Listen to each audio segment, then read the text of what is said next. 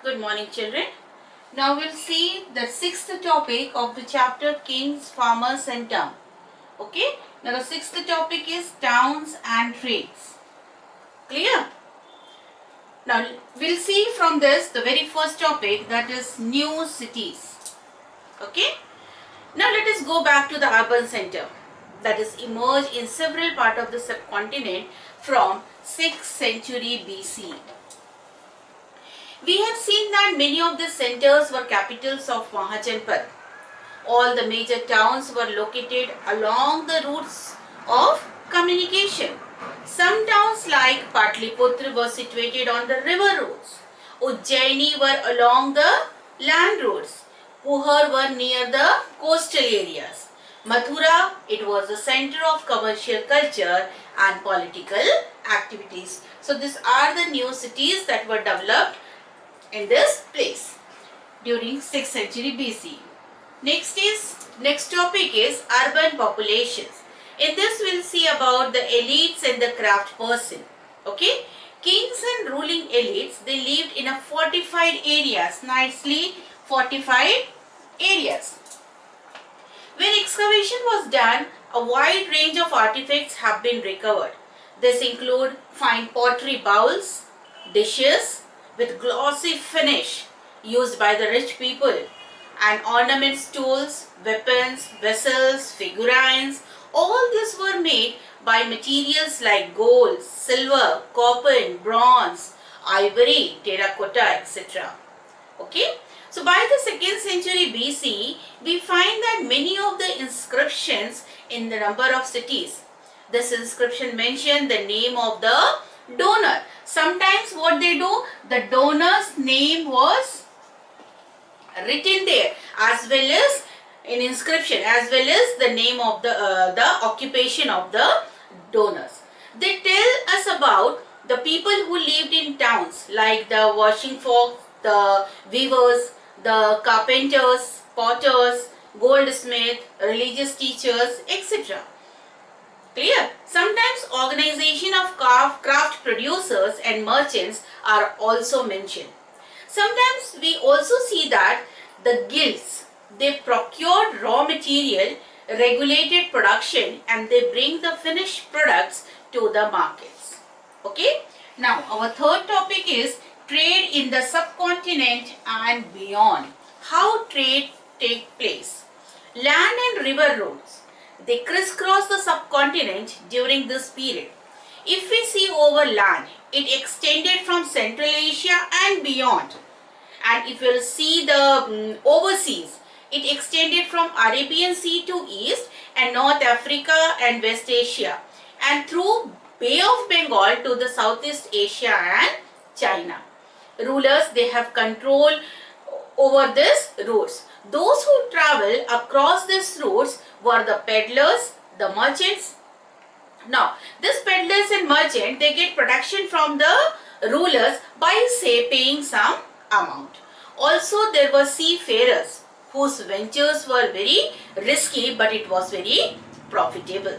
Successful merchants, they designated as Masatuvan in Tamil, Shettis in Prakrit, and these people are very rich people.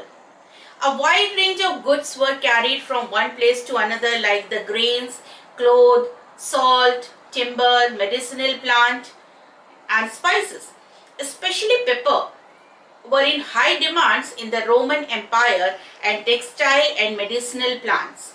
These were transported across the Arabian Sea to the Mediterranean. Clear? Now the fourth point is coins and kings. Clear? Exchanges were facilitated by the introduction of the coin.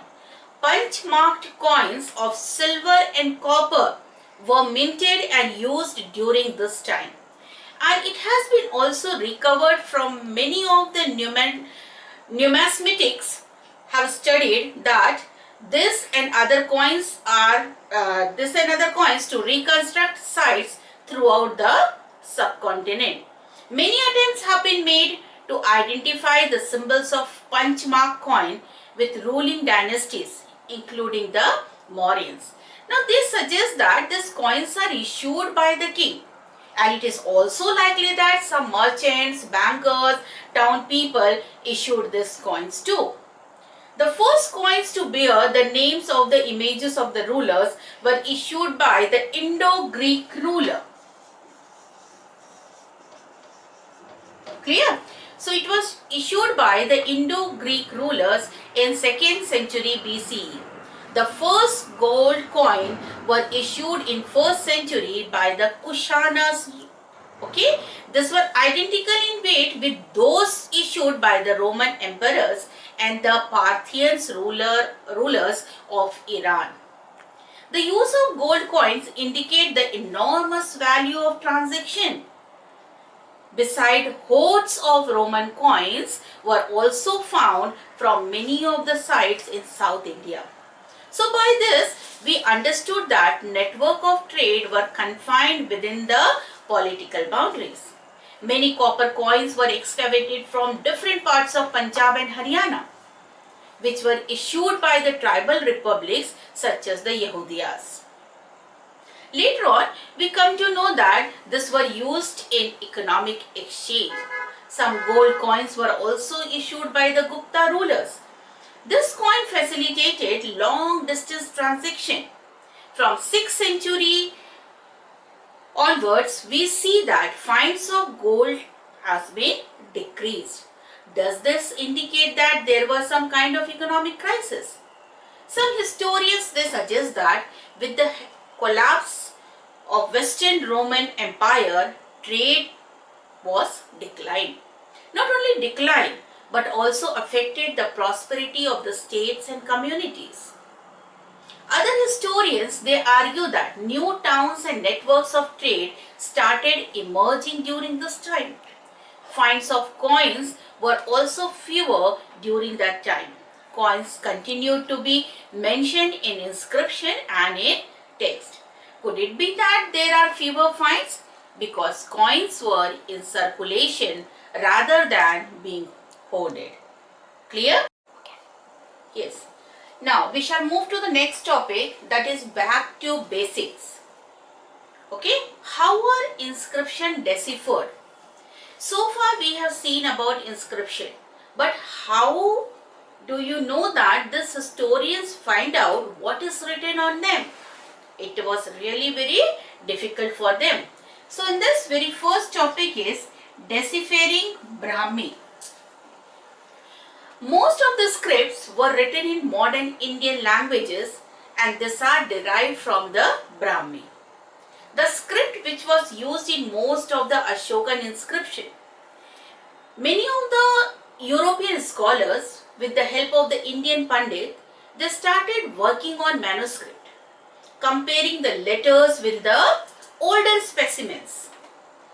Scholars who studied earlier inscriptions sometimes assumed that these were in Sanskrit language, although we know that earliest inscriptions were written in which language? Prakrit language.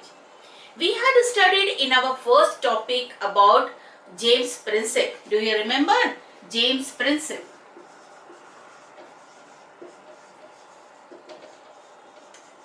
Isn't it?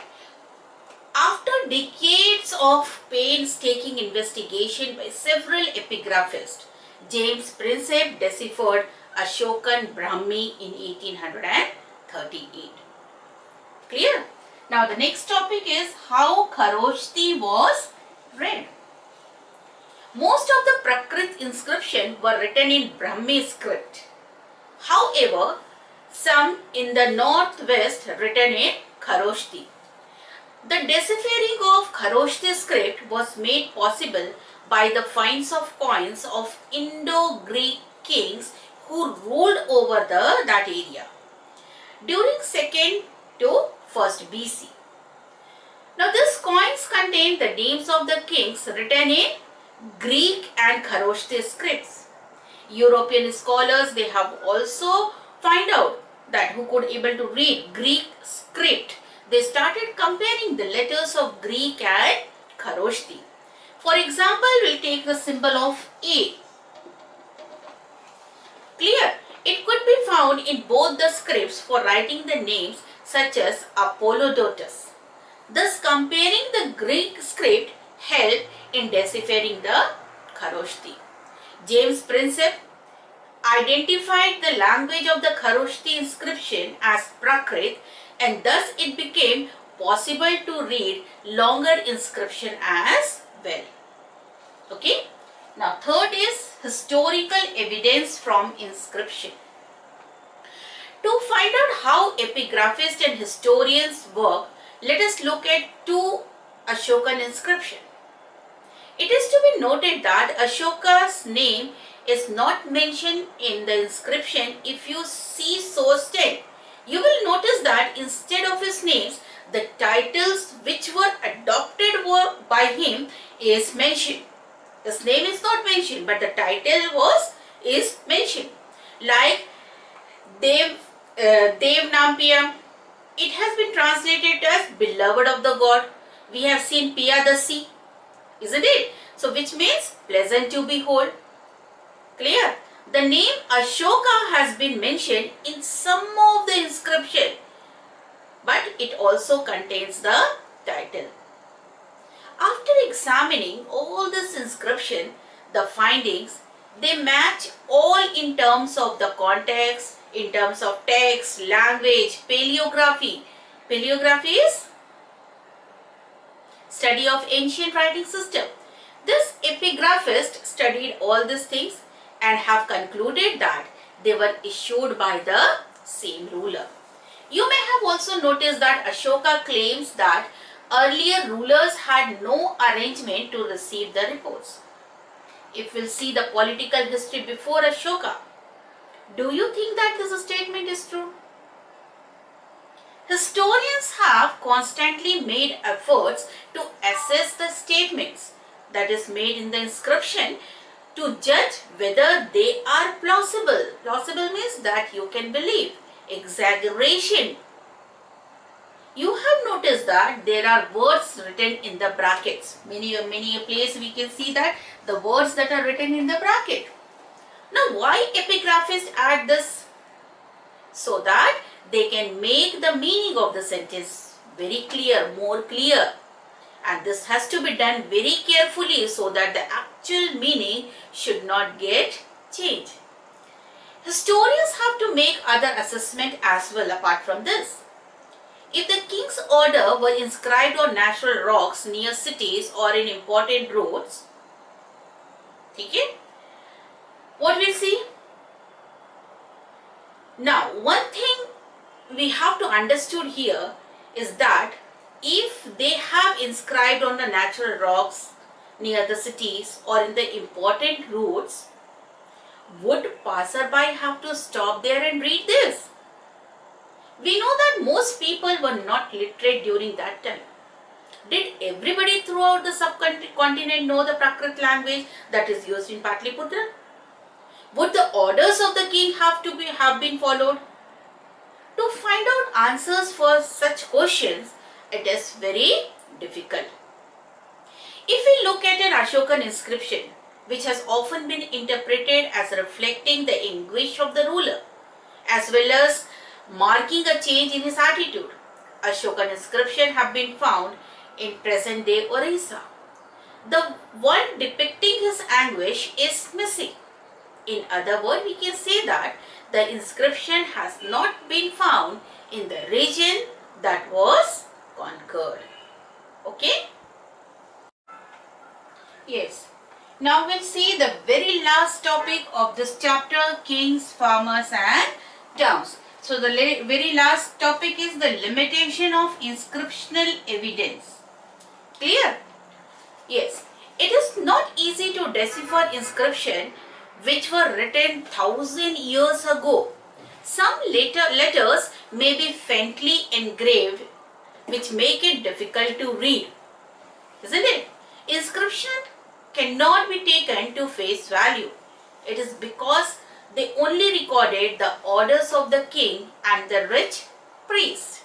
It is not always easy to be sure about exact meaning of the words used in the inscription. Not all have been deciphered, published and translated. Routine agricultural practices and the joys and the sorrows of daily existence find no meaning in the inscription. Clear? So these are the limitations of the inscriptional evidence. Okay.